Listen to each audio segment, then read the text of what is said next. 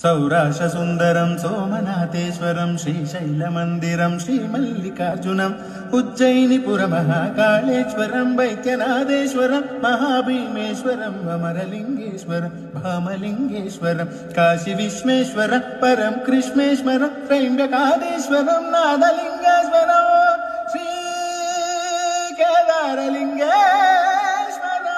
श्रीकेदारलिङ्गेश्वरात्मलिङ्गात्मकं ज्योतिलिङ्गात्मकं वायुलिङ्गात्मकम् आत्मलिङ्गात्मकम् अखिललिङ्गात्मकम् अग्निसोमात्मकम्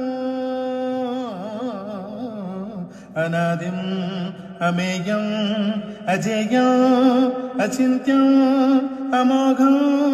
अपूर्वम् अनन्तम् अखण्डम् अनादिम् अमेयम् अजेयम् अचिन्त्यम् अमोघम् अपूर्वम् अनन्तम् अखण्डम् धर्मस्थल क्षेत्र वरपरं ज्योतिम्